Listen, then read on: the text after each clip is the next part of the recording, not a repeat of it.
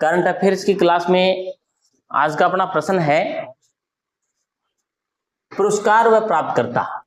एक साइड में पुरस्कार है, दूसरी साइड में इसके प्राप्तकर्ता हैं। इन प्राप्तकर्ताओं में से संबंधित सत्य युग्म बताना, ठीक है, कि कौन सा पुरस्कार किसको मिला है, जो सही है युग्म है वो अपने को बताना है। बहुत ही इंपॉर्टेंट क्वेश्चन है। देखिए आजकल ऐसे प्रश्न पूछे जा रहे हैं कि सीधे सीधे उत्तर नहीं, ये दे करके मिलान करने वाले दे करके फिर नीचे से जो उत्तर दिए गए हैं इनमें से आपको मिलाना पड़ेगा।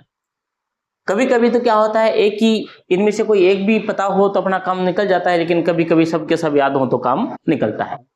जैसे कि आप देखेंगे 34वां व्यास सम्मान किसे प्राप्त किया गया है। 34वां व्यास सम्मान है वो किसे प्राप्त किया गया है। पहला सूर्यवाला वाराणसी को दिया गया, ये सही है, मिलान इसका बिल्कुल सत्य है। 34वां व्यास सम्मान सूर्यवाला वाराणसी को दिया गया है। और सूर्यवाला वाराणसी के द्वारा एक रचना लिखी है, वो क्या है, कौन देश को वासी। इनकी जो रचना है वो रचना है कौन देश को वासी वेणु डायरी, है ना, कौन देश को वासी वेणु डायरी, ये इसकी रचना है। इसके लिए इनको ये 34वां व्यास सम्मान है ये दिया गया है। बात करते हैं दूसरा साहित्य अकादमी पुरस्कार। साहित्य अकादमी पुरस्कार है ये किसको मिला है। साहित्य अकादमी पुरस्कार 2024 है, ये साहब मिला है आपके मुकुटमणि जी को। किसको मिला है, मुकुटमणि जी हैं, कोटा से हैं, इनको ये मिला है। और मुकुटमणि जी की जो रचना है वो है गांव और अम्मा, बहुत ही इंपॉर्टेंट है।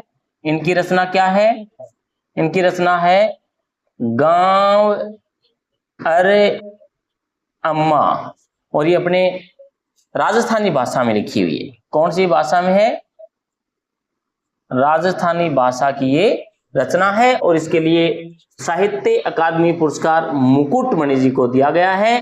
और ये अपने कोटा से संबंध रखते हैं, बहुत इंपॉर्टेंट है, आने के पूरे चांस बनते हैं। साहित्य अकादमी पुरस्कार 2024 मुकुटमणि जी को, रचना है इनकी गांव अरे अम्मा। बात करते हैं बाल साहित्य पुरस्कार। बाल साहित्य पुरस्कार, बाल साहित्य कौन है, बाल साहित्य पुरस्कार आपके, बाल साहित्य पुरस्कार की बात करते हैं तो देवेंद्र कुमार हैं। ये बाल साहित्य पुरस्कार कौन हो जाएंगे, देवेंद्र कुमार, यानी सी में 3 देवेंद्र कुमार हो जाएंगे, ठीक है।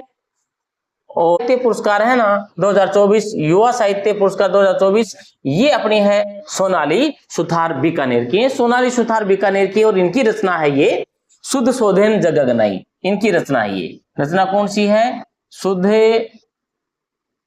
शोधेन जग अंगनाई।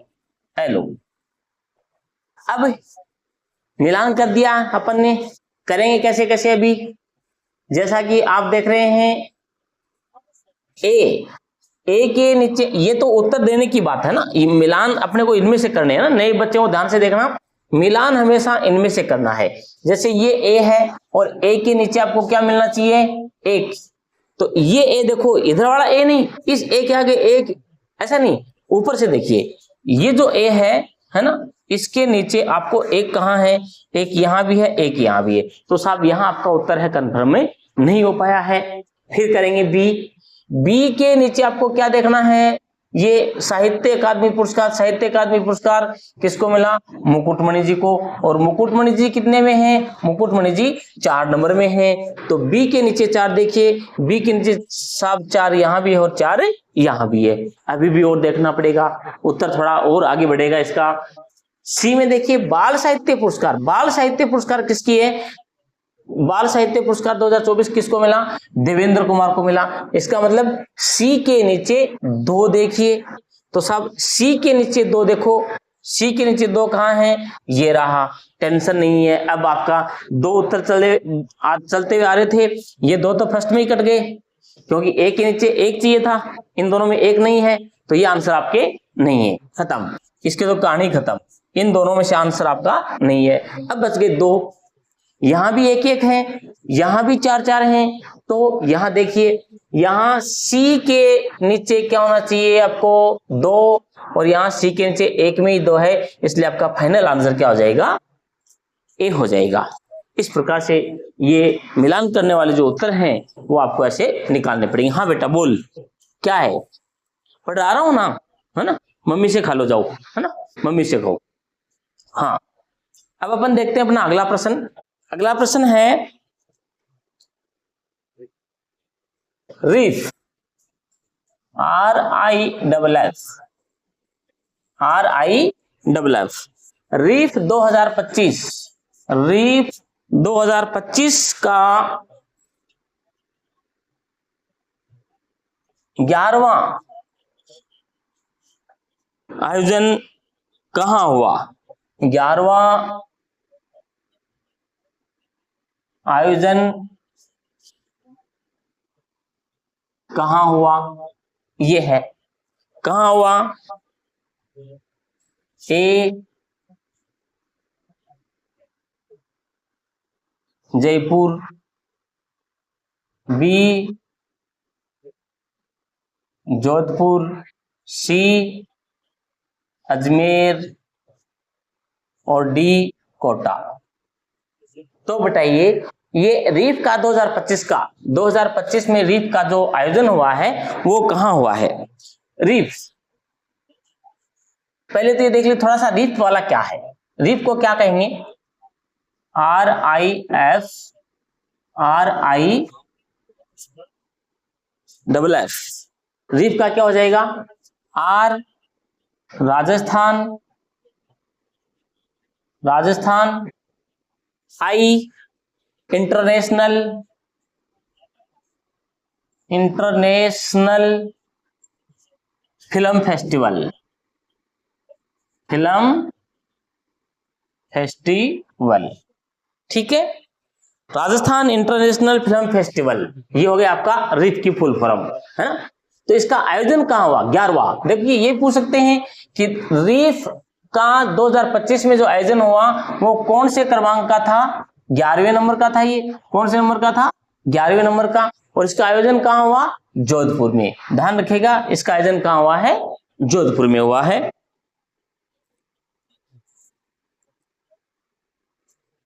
अगला प्रश्न अपना रहेगा,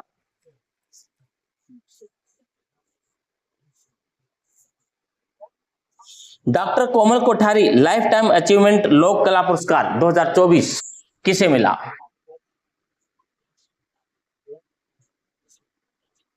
डॉक्टर कोमल कोठारी लाइफ टाइम, कोमल कोठारी लाइफ टाइम अचीवमेंट लोक कला, अचीवमेंट लोक कला पुरस्कार,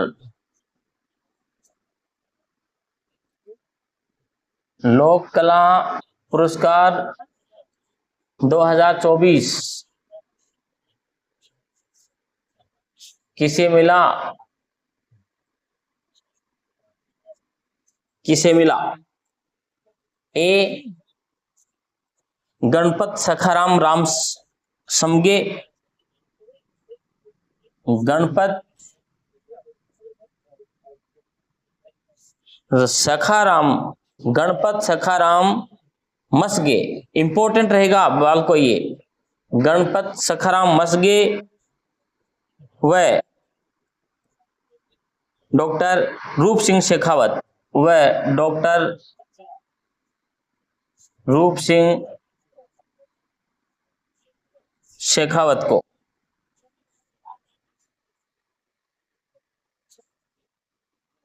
बी सोनाली सुथार को, सी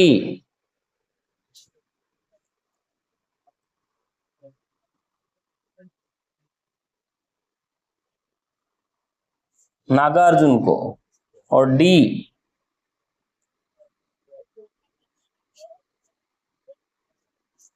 भगवती प्रसाद व राजेश जोशी को। इनमें से किसको मिला है?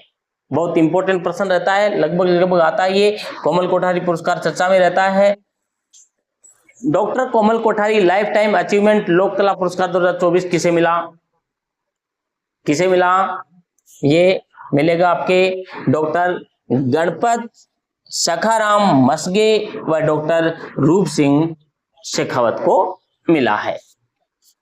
अगला प्रश्न अपना रहेगा, जापानी पार्क नीमराणा और घिलोट ये कहाँ हैं?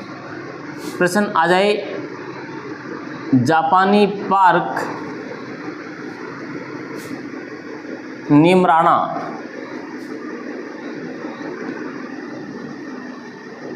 किस जिले में है?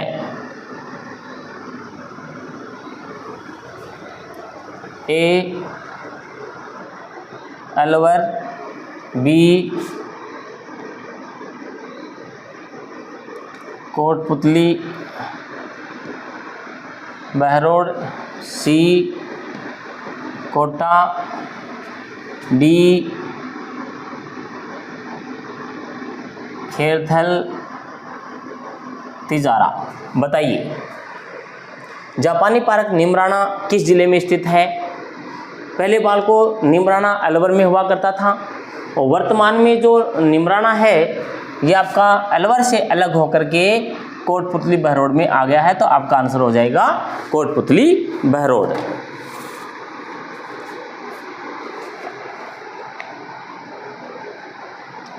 बहुत ही अच्छा प्रश्न आ रहा है, वेरी वेरी इंपॉर्टेंट वीआईपी प्रश्न आ रहा है। ज्ञान पोस्ट क्या है? ये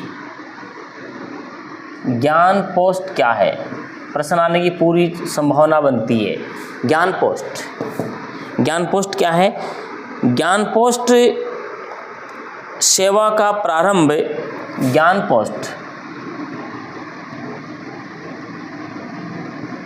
पोस्ट सेवा का प्रारंभ। देखो एक प्रश्न ये बन जाएगा, प्रारंभ 1 मई 2025, 1 मई 2025 केंद्र सरकार द्वारा शुरू की गई। 1 मई 2025 से किसके द्वारा? केंद्र सरकार द्वारा आरंभ किया गया है। केंद्र सरकार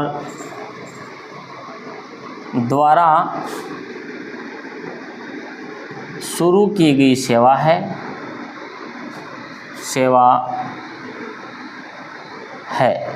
ठीक है। ये क्या है? ऐसा प्रश्न पूछेंगे। ज्ञान पोस्ट है क्या? बताइए क्या है ज्ञान पोस्ट? देखो नाम से दिख रहा है, ये क्या है? नंबर 1 ज्ञान पोस्ट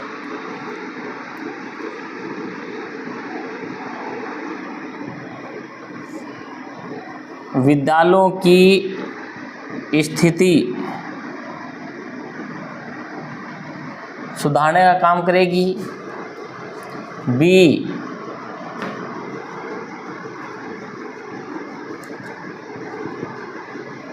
राज्य में भी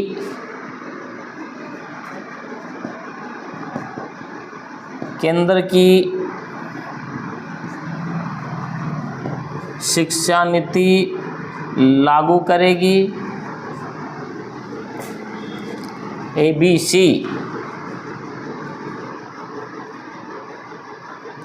घर बैठे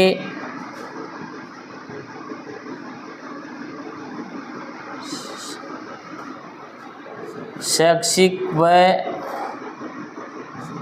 धार्मिक पुस्तकें उपलब्ध कराएगी। डी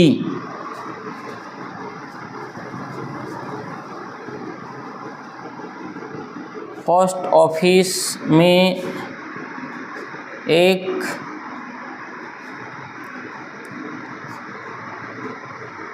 जीवन बीमा का नाम है। बताइए साहब क्या है इसमें? ज्ञान पोस्ट क्या है? ज्ञान पोस्ट सेवा का प्रारंभ 1 मई से, देखो ये भी अच्छा प्रश्न बनता है, पूछ लेंगे कि ज्ञान पोस्ट सेवा है वो कब चालू की गई। देखो 1 मई 2025 से हटाओ, नहीं है ना। 12 महीने का तो आजकल करंट जीके देने लग गए हैं, 2-2 साल पुराना भी दे देते हैं, लेकिन कम से कम अपन करंट का नाम से तो करंट तो तैयार करें। ज्ञान पोस्ट है वो 1 मई 2025 से प्रारंभ की गई है। और ये क्या है, इसमें क्या होगा? विद्यालयों की स्थिति सुधारने का काम करेगी ये संस्था है। ज्ञान में भी, राज्य में भी केंद्र की शिक्षा नीति लागू करेगी ये संस्था, या घर बैठे शैक्षिक व धार्मिक पुस्तकें उपलब्ध करवाएगी, या फिर पोस्ट ऑफिस में एक जीवन बीमा का नाम है। इसमें हो जाएगा आपका आंसर सी। ये एक ऐसी सेवा है जिसमें घर बैठे शैक्षणिक व धार्मिक पुस्तकें हैं, ये आपको उपलब्ध करवाएगी। नेक्स्ट अगला प्रश्न है अपना, 10वां फीफा वुमेन वर्ल्ड कप 2027 की मेजबानी कौन सा देश करेगा? एक प्रश्न तो प्रश्न से ही बना देंगे कि 10वां फीफा वुमेन वर्ल्ड कप कब खेला जाएगा? 2027 में। अब 10वां वुमेन वर्ल्ड कप 2027 की मेजबानी कौन करेगा? ब्राजील, चीन, जापान, भारत, कौन करेगा? ब्राजील करेगा। ठीक है। अगला प्रश्न है, 18वें IPL 2025 में, सीधा सा प्रश्न पूछते हैं, 2025 में जो IPL खेला गया था, इंडियन प्रीमियर लीग जो हुई थी, वो कौन से क्रमांक की थी? 18वें क्रमांक की थी। ठीक है। IPL के इतिहास में दूसरी हैट्रिक किसने लगाई? बहुत ही इंपॉर्टेंट, 1 ओवर में 4 विकेट लिए हैं, है ना। तो किसने लगाई बताइए? लक्ष्मीपति बालाजी ने, चहल ने, युजवेंद्र चहल, बुमराह है, या वैभव सूर्यवंशी ने? आपको बता दें, लक्ष्मीपति बालाजी ने पहली हैट्रिक लगाई थी, पहली हैट्रिक लगाई थी IPL के इतिहास की, और दूसरी हैट्रिक लगाने वाले हैं चहल। इन्होंने दूसरी हैट्रिक IPL के इतिहास की लगाई है। तो आपका आंसर हो जाएगा B फॉर बॉय, है ना। अगला प्रश्न, सवेरा इंपॉर्टेंट रहेगा, राजस्थान से संबंधित है। ऑपरेशन सवेरा जोधपुर पुलिस की मुहिम किससे संबंधित है? प्रश्न ये भी पूछ सकते हैं, जैसे पिछली बार अलवर का पूछा था कि ऑपरेशन सवेरा कहाँ की पुलिस के द्वारा चलाया जा रहा है? ये अभियान है ऑपरेशन सवेरा कहाँ की पुलिस के द्वारा चलाया जा रहा है? जोधपुर पुलिस के द्वारा। किसके द्वारा? जोधपुर पुलिस के द्वारा चलाया जा रहा है। और ये मुहिम है, ये किससे संबंधित है? डकैती मुक्त जोधपुर से, भाई चोरी लूटपाट डकैती नहीं हो। भिखारी मुक्त जोधपुर से, यानी जोधपुर में कोई भी भिखारी नहीं रहे, उनको नोटिस करके और उनको स्वावलंबी बनाया जाए। नशा मुक्त जोधपुर से, जोधपुर में कोई भी व्यक्ति है नशा नहीं करे, वहां पर जो हथकढ़ शराब बनाई जा रही है, देसी शराब बनाई जा रही है, बेच रहे हैं, उनको रोकने के लिए और उन परिवारों को स्वावलंबी बनाने के लिए। या फिर सुरक्षित नारी युक्त जोधपुर के लिए, कि जोधपुर में कहीं भी किसी भी कोने में नारी है वो सुरक्षित रहेगी, क्या इसके लिए है? बताइए कौन सा है? ऑपरेशन सवेरा।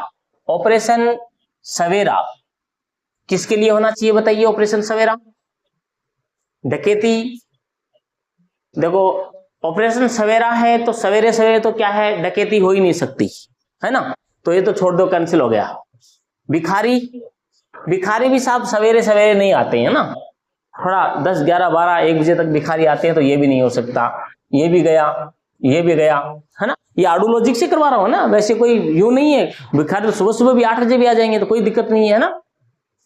चोरी तो रात को 12 बजे, क्या दिन में 12 बजे भी हो जाएगी, है ना, और 4 बजे भी हो जाएगी, सुबह 5 बजे भी हो जाएगी। एक प्रकार से बताता हूं कि सुबह सुबह चोर नहीं, चोर तो रात को आते हैं, इसलिए डकैती वाला काम भी गया। ठीक है, सवेरे नहीं होती है, वो रात को होती है।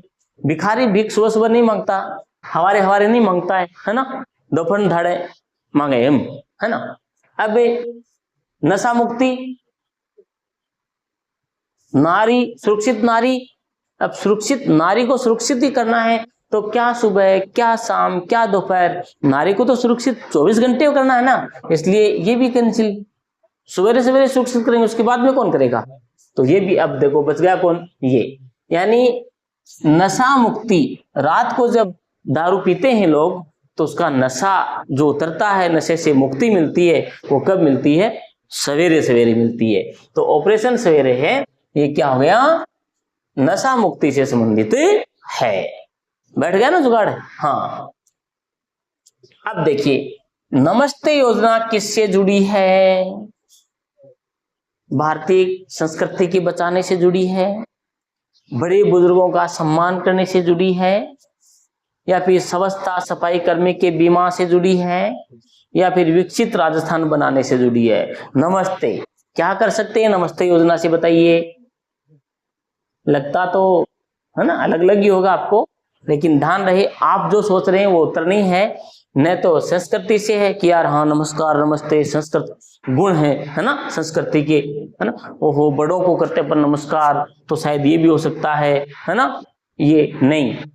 ये जो नमस्ते योजना है, इसमें स्वच्छता और सफाई कर्मियों के बीमे से, जो सफाई कर्मी है जितने भी, उनका बीमा किया जाए, उनको उचित मुआवजा दिया जाए, उनकी सुरक्षा की जाए, और जो सफाई करने वाले हैं उनको हम हीन भावना से नहीं देखें, उनके साथ मिलिए, उनसे नमस्ते कीजिए, उनसे हंस के बोलिए, उनसे हाथ मिलाइए, और गवर्नमेंट को चाहिए कि उनके क्या वो बीमा किया जाए। कभी भी वो सफाई करते तो सफाई में बीमार होने के बड़े चांस बनते हैं, इसलिए नमस्ते योजना है वो क्या है? स्वच्छता से संबंधित है। अगला प्रश्न, कथन बताओ। असत्य कथन बताना है, ध्यान से देखना, सत्य नहीं है ये, ए का और नहीं का विशेष ध्यान रखना पड़ेगा आपको। असत्य कथन बताना है। आभानेरी महोत्सव दौसा 4 से 5 अक्टूबर 2024 को हुआ, बिल्कुल सही बात है। आभानेरी महोत्सव है वो दौसा में होता है, बात तो सही है, लेकिन 4 से 5 अक्टूबर 2024 को हुआ कि नहीं हुआ, पूछ सकते हैं। आभानेरी महोत्सव दौसा, सबकी रटी रटाई है। आभानेरी महोत्सव दौसा कब हुआ? 4 से 5 अक्टूबर 2024, ध्यान में रखना, 4 से 5 अक्टूबर 2024 को हुआ था। राज्य का प्रथम waste to energy plant, very important, राज्य का प्रथम है, राज्य का प्रथम वेस्ट टू एनर्जी यानी कचरे से पावर बनाना, वेस्ट टू एनर्जी प्लांट कहां लगा है? लंगड़ियाबास, जम्मू और रामगढ़, जयपुर। राज्य का पहला वेस्ट टू एनर्जी प्लांट कहां लगा है? लंगड़ियाबास, जयपुर में। कहां लगा है? लंगड़ियाबास, जम्मू और रामगढ़, जयपुर में लगा है। अगला है, पशुओं की सेवा हेतु हेल्पलाइन नंबर कितने हैं? 1962 पे डायल करो, आपके पशु की हेल्प करने के लिए आपके घर पे पहुंच जाएंगे, डॉक्टर की गाड़ी है वो साथ में सारा सामान लेकर के, तो 1962 सही है ना। अब प्रवाह है, अब देख लीजिए 3 तो सही निकल गए, तो चौथा अपने आप गलत हो जाएगा। प्रवाह है, ये प्रवाह जो पोर्टल है ये संबंधित है किससे है? ये कृषि से नहीं है, ये आरबीआई की कोई योजना है, आरबीआई भारतीय रिजर्व बैंक की ये योजना है। अगला प्रश्न, ऑपरेशन सिंदूर, ऑपरेशन सिंदूर भारत पाक युद्ध, युद्ध है ये कोई, ये युद्ध छोटी मोटी लड़ाई नहीं थी, एक प्रकार का युद्ध ही था।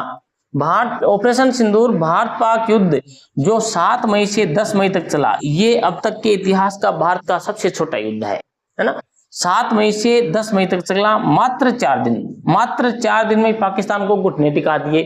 विदेशों से आग्रह करने लगा भाई इसको रोको, बंद करो, हमारी तो समस्या हो गई भारी, और समस्या तो और होगी। अभी बरसात होगी, सिंधु का जल बढ़ेगा और हम एक साथ में छोड़ेंगे तो वहां बाढ़ आएगी, है ना। पहले भी एक बार छोड़ दिया था, बाढ़ आ गई थी। तो और मात्र 4 दिन में, 4 दिन में उसने घुटने टेक दिए थे, घुटने पर ला दिया था। यह युद्ध पहलगाम हमले के मुंह तोड़ जवाब, हाँ पूछ लिया जाए कि अपन ने अभी भारत ने पाकिस्तान के ऊपर जो ऑपरेशन सिंदूर किया है वो क्यों किया है? पहलगाम हमले का मुंह तोड़ जवाब देने के लिए किया है। और ये पहलगाम हमला कब हुआ, ये याद रखने वाली बात है, कब हुआ?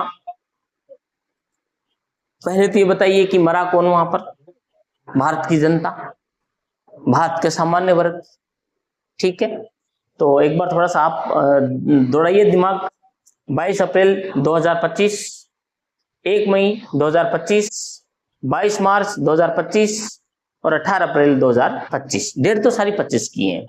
महीना कौन सा है? महीना भी इसमें कौन सा आ गया? मार्च अप्रैल और मई आ गया है। ठीक है, तो बताइए कैसे कैसे। अब देखो कैसे करेंगे, मैं याद दिलाता हूं, इसको करवाता हूं कैसे करेंगे। पहलगाम हमला था वो किन के ऊपर हुआ था? घूमने गए थे, जोड़े में गए थे, पति पत्नी गए थे, उनके बच्चे गए थे, यानी कोई अकेला नहीं, सब दो दो गए थे। कम से कम पति पत्नी तो थे, पति पत्नी, उनके बच्चे, उनके माँ बाप। तो अपन कह सकते हैं कि जो भी गए थे वो जोड़े में गए थे, दो दो आदमी तो थे ही। तो एक तो देखो दो दो यहां भी है, दो दो यहां भी है, दो दो यहां नहीं, यहां 1 और 8 है, ये नहीं है, यहां 1 है, ये नहीं, अकेला आदमी कोई नहीं गया था। अब देखो 50% तो आपका निकल गया मामला। पहलगाम जो हमला हुआ था वो कितने तारीख को हुआ था? क्योंकि घूमने दो दो आदमी गए थे, पति पत्नी गए थे, वहां पर पतियों को मारा गया, पत्नियों को छोड़ा गया, और वही बोला गया कि जाके कह देना मोदी को कि हमने मारा है ना। तो दो दो गए थे, पति पत्नी दो दो गए थे। अब देख लीजिए आपकी एक दो तो 50%, एक ही लॉजिक से दो डेट तो गायब हो गई। दो दो गए थे मतलब 22। अब 22 मार्च है कि 22 अप्रैल है, ये देखना पड़ेगा। 22 मार्च है कि 22 अप्रैल है ना। तो कैसे करेंगे? मार्च अप्रैल में से कैसे निकालेंगे? अप्रैल या मार्च?